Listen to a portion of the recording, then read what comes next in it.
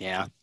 And like my exposure to BattleTech up until that point had been MechWarrior 4 and the books. I've never actually played a game of the tabletop, and I've never played any, or I haven't to any great extent played any of the older MechWarrior games with that older animation style. So this is the thing that this is what felt right and felt natural to me.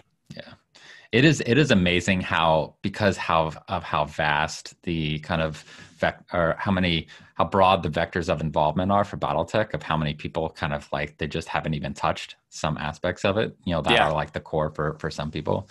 Yeah, totally. I've played surprisingly little tabletop in my time. I've read a lot of lore. I've played a lot of MechWarrior 2 and MechWarrior 1. MechWarrior 1 was a great role-playing game. A combination of role-playing and kind of in the cockpit. Yeah, is there a way to even find that anymore? I mean, you got to have special DOS boot up systems, but and it's just, I'm not one of those that can actually go back and kind of be able to enjoy those 30-year-old games the way it's just, even looking at MechWarrior 2, like, I mean, I've the memories that I have for MechWarrior 2, and then I watch like gameplay videos, I'm like, oh wow, I don't think I could immerse myself the same way as I did. But yeah, MechWarrior 1 was fun. I remember my go-to, I think it was a Locust with exclusively machine guns, and you would just run up to the legs of battle masters and then just like shoot at their leg until they fell down. Just like chew it apart. Yeah, because you were too fast for them to kind of react and to shoot you back. Yeah, that was the glitch I found in the game. I'm sure I wasn't the only one. And then this is the breakdown of that actual circling death spiral walk as an example of how what we did to torture this program.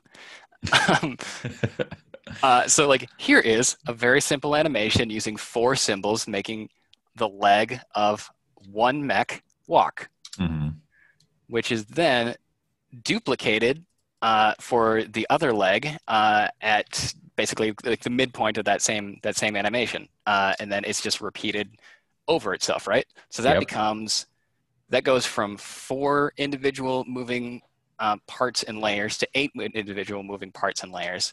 You add an additional 2 more just for the rest of the mech just moving around here. Yeah, for the pelvis and the torso.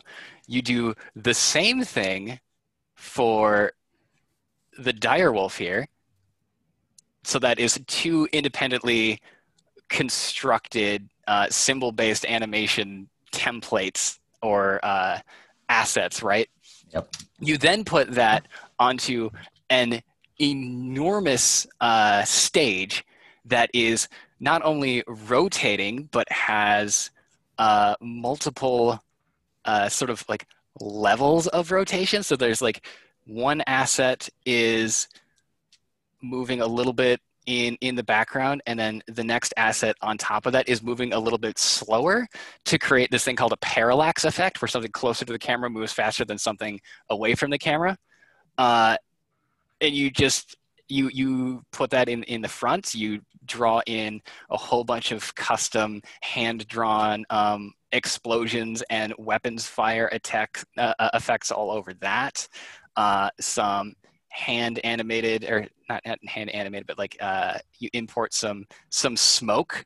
Oh, so the smoke that is in this this animation is a series of flat smoke asset stamps that were just like made in Photoshop, imported into Flash, and then made to rotate slowly and grow a little bit larger, right? Yeah. So it does that over the full animation, and then you just copy that over and over and over again. I love it.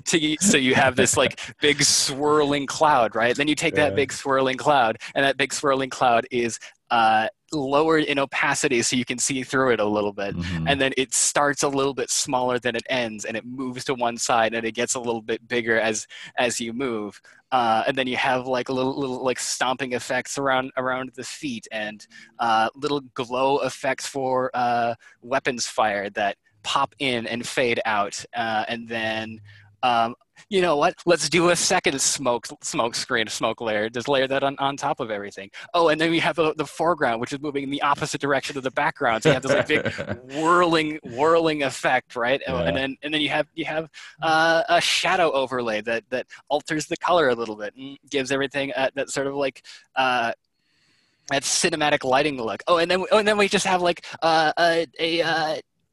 a virtual camera that is layered over this thing. Oh, also the virtual camera is moving a little bit. It's shaking with every step. Yeah. And by the way, just because we hate you, Flash, half of these assets are going to be actively blurred within the program. They're vector-based assets, meaning that they don't actually take too well to lighting and visual effects. So the program has to work twice as hard to get things to appear to be like blurred out and out of focus, on top of everything else that it is trying to do, right? So this machine that I am running this animation on can run Crisis, right? Mm-hmm. So that's our benchmark, right? Like this thing is not a weak computer. I'm going to test the scene in Flash's native video player. Yeah. It's not even loading it. Well, this is supposed to be a real-time recreation of how this whole scene is supposed to be moving. This is supposed to be playing at 24 frames per second. And it is struggling to do maybe 4 or 5. Yeah. Yeah. This one kind of crashed the computer a few times. Yeah, but once you have it down and once you have it like all rendered out, it looks so cool that it ultimately makes a lot of that work worth it, you know? Yeah. Yeah. So hopefully we'll be able to. And then deliver more. The sound, is the sound overlaid here, or is that done separately? For the rest of that one, the sound is, for the rest of the film, the sound was overlaid separately. In this one, I specifically had to, can you hear the speakers coming on there? I would turn them up loud because, yeah. Okay, try that. We're probably going to have like weird feedback here. Yeah, in this one, we have the individual sound files layered inside. So you have like little foot stomps and weapons explosions going off. Yeah, there you go. I'm going to hit the play button in 3, 2, 1.